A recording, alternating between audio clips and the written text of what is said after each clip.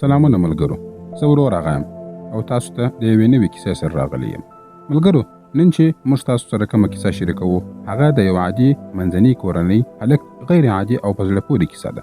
دا داسې کیسه ده چې سړی واده وکړي خو تر خپلې ښځې تر رسېدو او د واده د شپې د جوړولو لپاره ډېر تکلیفونه پر ځان باندې وړي. نننۍ کیسه لکه څومره چې خندونکې ده هغومره سړی فکر ته هم مجبوره کوي. راځئ بې له ځنډه دا کیسه شروع کړو. کیسه د یوې ډېرې ښایستې د ډریور رخشوان څخه شروع کیږي چې د هغه نوم شکلا دی. شکلا په خپله رکشه کې ناست دی.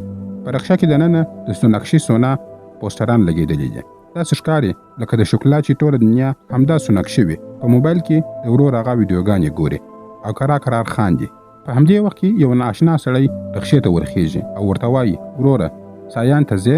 شکلا هغه سړي ته وایي وروره هغه ځای ډېر لیرې دی. د هغه طرف څخه د بیرته راتګ په وخت کې بیا سپارې نه پیدا کیږي. خو سړي وعده وکړله چې راتګ کرایه به جلا ورکوي. شکلا هم د هغه سره راضي سو. کله چې سایان ته ورسېدل شکلا د هغه څخه 115 روپۍ وغوښتلې. سړي ورته وویل یو څه پیسې مې کمې دي، زه لوړ خېجم او بیرته تاته ستا پیسې راوړم. شکلا یې هم خبره ومنله او همداسې ولاړ انتظار یې وکړي. ډېر وخت تیر سو خو سړی بیرته رانغلی. شکلا خفه کیږي او د سړک پر غاړه باندې یوې چایخانې ته ورځي. د چایخانې مالک ورته وایي ها ته یې هم وغولولې؟ شکلا پوه نه سو. چایخانې والا ورته وایي دا سړی هر واري همداسې کوي، د ناروغې مور بهانه کوي او د رخشو والا څخه پیسې وړي. شکلا ډېر په قهر او خفګان کې ښکاري. کله چې ماښام سو شکلا د کور په چت باندې د خپلو ملګرو سره ناست و او شراب یې څښله. ملګرو یې پر ده باندې ټوکې کولې او ورته ویلې ای شکلا ته خو واده کوې، اوس دې نور ژوند ختم سوی دی. بیا د هغه څخه پوښتنه وکړه د واده د شپې څه پلان لرې؟ شکلا په فخر سره ورته وویل ما ډېر فلمونه لیدلي دي، زه په هر څه باندې پوهېږم، ما ته هر سره معلومیږي. ملګري یې پر هغه باندې خاندي. شکلا لږ ناراضه سو او وایي که زه د ښځو احترام لرم په دې کې خو کومه بده خبره نشته. زه به خپله ښځه د هر چا له بد نظر څخه وساتم، که څه هم هغه زما ملګري وي او یا هم بل څوک وي. څو ورځې وروسته شکلا د لکشمي په نوم د یوې نجلۍ سره واده وکړي. لکشمي چې کور ته ننوځي که څه هم کور یې ډېر کوچنی و.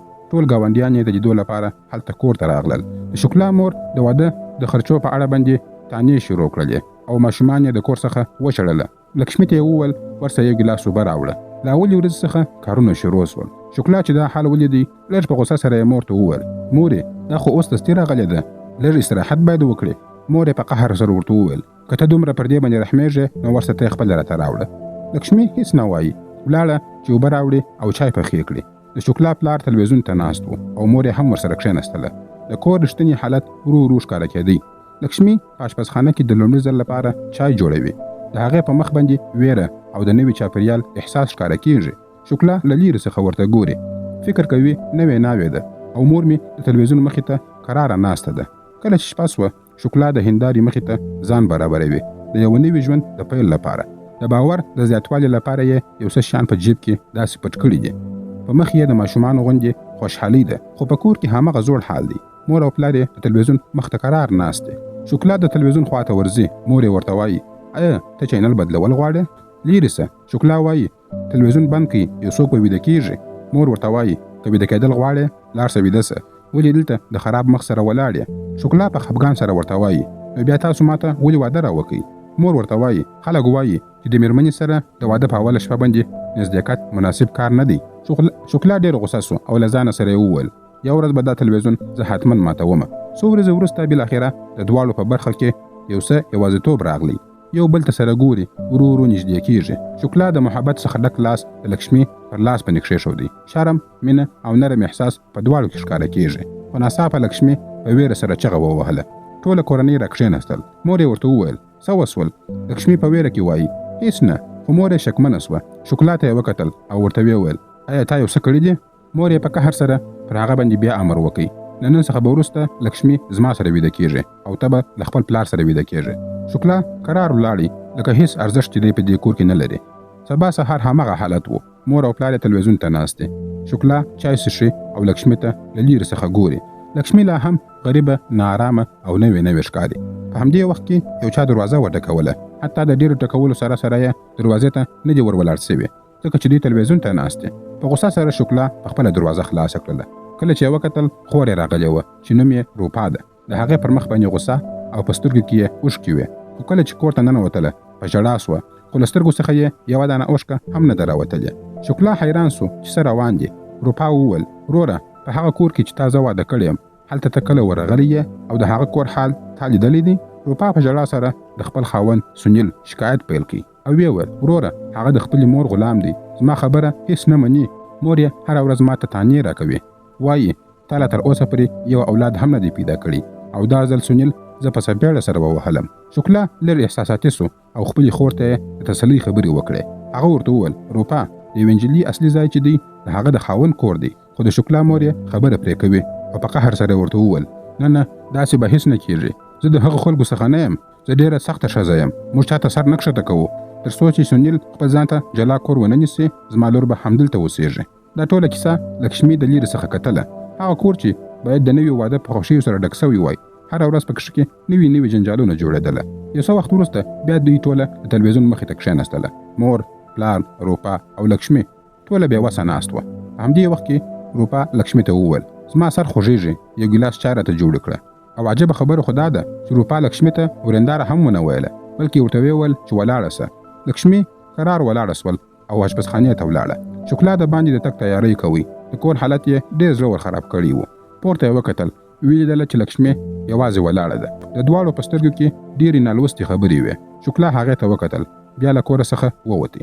شکلا مالک ته ورغلی چې د رخشې کیلي ځینې واخلي، ځکه ډېرې ورځې یې رخصتي کړې وه. مالک پر هغه باندې یوه ټوکه وکړه: شکلا، اوس خو نو د رخشې څخه د سوناکشي عکسونه لیرې کړه، اوس خو ورنداره هم راغلې ده، داسې نه یي چې هغه بد یوسي.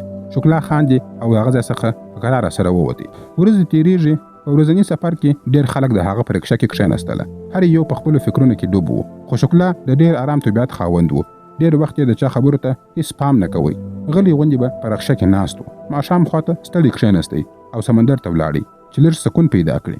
په کور کې یې مور د روپا ویښتو ته تیل ورکوله. پلار یې ټوله ورځ تلویزیون ته په کتلو سره پروت و. هماغه وخت د کور ټلیفون ته زنګ راغلی. ټول پوهېدله چې دا زنګ د لکشمي لپاره دی. لکشمي اندېښمنه سوه، نه پوهېده چې ټلیفون ته ځواب ورکړي او که نه. بالاخره یې زړه وکړي او ټلیفون ته یې ځواب ورکړي. بیا صحنه بدلیږي. لکشمي کرار موسکی ده، بس صرف هو وایي. په بل سر کې شکلا په مسلسل ډول سره خبرې کوي. داسې ښکاري لکه خپل د زړه خبرې چې ورته کوي. مور یې له لیرې څخه کتله او د لکشمي خوښي ورته ډېره بده ښکاره کېدله. د هغې شپې لپاره بخښه راته وکړه. زه نه پوهېدم چې په اول ځل سره نجلۍ باید څنګه لمس کړه سي. شکلا په رښتیا بخښنه وغوښتله. لکشمي نرمه مسکا وکړه. هماغه وخت یې مور راغله، غوسه سوه. ټلیفون یې ورڅخه کش کړي او شکلا ته یې وویل: کله چې کور ته راځې په لاره کې یو څه شیان هم درسره راوړه. شکلا وارخطا سو، ویې ویل: هو مورې، زه اوس در روان یم. مور یې ټلیفون بند کړي او په طعنو سره یې ورته وویل: هلک خو پر تا باندې مین سوی دی. خو شکلا ته په دې کوچني ځنګ کې هېڅ سکون پیدا نه سو. رکشې ته وروختې او د کور و طرف ته روان سو. په ټوله لاره کې لکشمي د هغه په فکرونو کې وه. کله چې شپه سول ټول کور په ښه خوب سره ویده دی او په فضا کې یو عجیبه سکون خپور سو. د دوی ترمنځ یوازې یو څو دانې بکسونه ولاړ وه لکه دیوال. شکلا ورو لکشمي ته مخ ور واړوي او هغې ته یې لاس ور اوږد کړي. لکشمي لږ شرمېدله، بیا یې هم هغه منع نه کوي. هماغه شیبه یودم د روپا چیغې سولې او بیا د ښکلا ټول پلان ور خراب کړي. په ژړا سوه او ویې ویل: ما یو ډېر خراب خوب ولیدی. ټول کور راویښ سو. مور یې هغې ته تسلي ورکړه. شکلا او لکشمي یو بل ته یوازې ګوري. وروسته شکلا په غوسه روپا ته وویل: هره شپه به دې همدا ډرامه شروع وي. روپا ویده سوه. د شکلا او لکشمي شپه بیا نیمګړې پاته سوه. سهار شکلا د وتلو تیاری کوي. هماغه وخت چې د شکلا مور ګاونډي ته وویل چې موږ 3 کسان بازار ته ځو، ته زموږ پر کور او پر لکشمي باندې پام کوه. شکلا لږ فکر وکړي چې هله مور دی خو د کور څخه وځي، شاید نن لږ وخت پیدا سي چې موږ خپل کار سره وکړو. دی بازار ته ژر لاړی په دې فکر کې چې د لکشمي لپاره یو څه رانیسي. لومړی یې د کالیو فکر وکړي، بیا یې د ساړۍ په اړه باندې فکر وکړي. بالاخره د یو پیشن فروش دکان ته ورغلی. له هغه ځای څخه یې بنګلي رانیول، یو لبشرین او یو څه نور د آرایش شیان یې رانیوله. شکلا چې په ډېر غټ امید سره کور ته راغلی نو ولیدل چې لکشمي یوازې نه ده، یوه دانه د همسایګانو ښځه ورسره ناسته ده. هغې وویل چې ستا مور بازار ته تللې ده، خو له تګ څخه مخکې یې ما ته وویل چې پر لکشمي باندې پام کوه. شکلا د هغې ښځې خبرې ومنلې او لکشمي یې په خپله رکشه کې یو هوټل ته بوتله او له مالک څخه یې یوه دانه کوټه وغوښتله. هوټل والا ورته وویل چې د 2 ساعتو لپاره 2000 روپۍ اخلم. بیچاره شکلا مجبوره سو او کوټه یې ونیوله. کله چې شکلا د لکشمي تر څنګ کښېنستی ډېر پریشانه او شرمېدلی و. ورته ویې ویل: ما ته دلته د دې لپاره راوستلی یې چې له تا سره په ازاده سره خبرې وکړم. زه به هېڅکله پرې نه ږدم چې پر تا هغه ظلم تکرار سي چې زما پر خور باندې سوی و. ډېر ژر به هڅه وکړم چې ځان ته نوی کور واخلم او بیا یې هغه د آرایش توکي لکشمي ته ورکړل. لکشمي ډېره خوشحاله سوه، خو همدومره چې شکلا د هغې د مچېدلو هڅه کوله، 2 پولیس راغلل او دواړه یې له کوټې څخه راویستله. مشر پولیس ډېر بد چلند کوي او له شکلا څخه یې وپوښتله دا څوک ده او دا د کوم ځای مال دی، د کوم ځای څخه دې راوستلی دی؟ بیچاره شکلا ورته وویل مشره دا زما مېرمن ده، داسې نه ده لکه تاسو چې څنګه فکر کوئ. خو پولیس ورته وویل، خو پولیس د هغه خبرو ته غوږ ونه نیوی او شکلا یې په څپېړه سره ووهی. شکلا ورته د خپل واده انځورونه ښکاره کړل، نو پولیس پر هغوی باندې باور وکړي. پولیس په قهر سره خپلو کسانو ته وویل چې بې ځایه مو زما وخت را ضایع کوي، دا مو څوک ماته په لاس راکړي وو. شکلا او لکشمي خپه او مات زړه بیرته کور ته راغلل. ډېر وروسته د شکلا کورنۍ راغله او روپا چې د لکشمي سینګار یې ولیدی حیرانه سوه. هغوی پوه سول چې دا ټول شان شکلا اخیستی دي. هغه شپه لکشمي په ژړا له کور څخه ووتله. شکلا چې دا ولیدل زړه یې پر وسوځل سو. سبا یو بدچلندې نجلۍ د شکلا په رخشه کې کښېنستله. نجلۍ 2000 روپۍ ورکړې، خو چې کله شکلا وکتل د هغه سره میده پیسې نه وې. شکلا ورته وویل زما سره میده پیسې نسته. هغې نجلۍ بدې خبرې شروع کړلې او ورته ویې ویل ته څنګه ماتې نه لرې؟ شکلا ورته وویل چې نور به هر وخت زما سره ماتې را سره وې، خو نن تا اول زما ګیراکه یې، په دې خاطر زما سره ماتې نسته. هغه نجلۍ راکښته سول او ورته ویې ویل که چیرې ستا سره ماتې نسته نو پیسې هم نه درکوم. شکلا په هغه پسې منډه کړه، خو هغې د خلکو په مخ کې پر ده باندې تورونه ولګول او ورته ویې ویل چې ته څنګه جرأت کولی سې چې ما ته لاس راوړې؟ او خلکو ته وویل چې دا سړی ډېر بد چلنده سړی دی، غواړي چې زما څخه استفاده وکړي. شکلا ډېر وشرمېدی او له هغه ځای څخه پټه خوله سره ولاړی. د دې خوا لکشمي بازار ته د شکلا مور او خور سره تللې وه. روپا له لکشمي څخه پوښتنه وکړه چې د شکلا او لکشمي د واده شپه په څه ډول سره تېره سوه. لکشمي ورته وویل چې تر اوسه زموږ ترمنځ داسې هېڅ شی نه دي سوي. روپا په ټوکو سره ورته وویل زه چې لومړی واده سوی وم نو خاوند مې یوه شپه هم نه پرېښودلمه چې هر ځای به موقع په لاس ورغله هلته به یې زه راکشولمه. د دې وروسته شکلا د سوناکشي ټول عکسونه د خپلې رخشې څخه لیرې کړله او له ملګرو سره یې شراب وڅښله. هلته ملګرو مسخرې پر وکړې چې ته خو د خپلې مور او خور خبره هم نسې ردولی، نو څنګه به ځان ته یو جلا کور واخلې او څنګه به خپله ښځه وساتې. شکلا مست او په غوسه سره کور ته راغلی او د تلویزیون سریال یې بند کړي. مور او پلار خور یې ډېر خفه کړل، ډېر بد ورځې ورته وویل او ورته ویې ویل تاسو ټوله ورځ تلویزیون ګورئ، یوازې پر لکشمي باندې کارونه کوئ.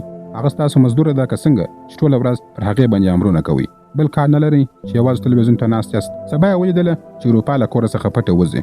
شکلا ورپسې سو او روپا د خپل خاوند سره په ټلیفون کې خبرې کولې. د هغوی کورنۍ ستونزې درلودلې. شکلا هلته ورغلی، دواړه یې سره جوړ کړل او د دواړو ترمنځ یې سوله ور وکړه. د دې ټولو کیسو وروسته یوه شپه ناڅاپه 3 کسان د ناروغ په بهانه سره د شکلا رخشې ته راغلل او ورته ویې ویل زموږ یو ملګری مریض دی، هغه باید تر هسپتاله پر ورسوو. که شکلا چې ناوخته هم و خو بیا یې هم د هغوی سره مرسته وکړه. هغه نفران په رخشه کې کښېنستل او ډېرې په ادب سره یې خبرې کولې. بیا یې شکلا یو آرام او بېغمه ځای ته بوتلې. هلته یې شکلا د رخشې څخه راښکته کړي او ټینګ یې ووهي. پیسې یې ټولې ځینې واخیستلې. په اصل کې دا ناروغان نه وه بلکې دا غله وه چې په همدې شکل سره یې شکلا یو آرام ځای ته بوتلې. شکلا په سخت حال کې کور ته راغلی. لکشمي ډېره ووېرېدله او دواړو په یوه نرمه مینه سره یو څو شېبې یوازې تېرې کړلې. سبا یې کورنۍ د سریال پر ځای باندې یو ځای چای وڅښلې او د کورنیو ستونزو په اړه باندې خبرې وکړې. شکلا بیا لکشمي ساحل ته بوتله. هلته دواړو خپلې خبرې سره شریکې کړلې او د دواړو ترمنځ مینه نوره هم زیاته سوه. په همدې توګه د دې فلم کیسه همدلته پای ته رسېږي. دا فلم موږ ته یو ښکلی پیغام راکوي. ژوند هره ورځ ازموینې لري. ځینې خلک به دې زړه مات کړي، ځینې به دې هڅوي، خو هغه څوک چې په مینه او صداقت در سره درېږي همغه د ژوند رښتینی سکون دی. لکه شکلا او لکشمي هره مینه د باور، زغم او یو بل ته د ولاړېدو په برکت سره ښکلا پیدا کوي. تل د پاک زړه ارزښت وساتئ، ځکه چې د نیک نیت خلک تل په اخر کې بریالي پاتې کېږي. که مو ویډیو خوښه سوې وي ویډیو لایک او شیر کړئ او خپل نظرونه مو په کمنټ کې راسره شریک کړئ. زموږ یوټیوب چینل سبسکرایب کړئ. تر بلې ویډیو پورې مو الله مل شه. مننه.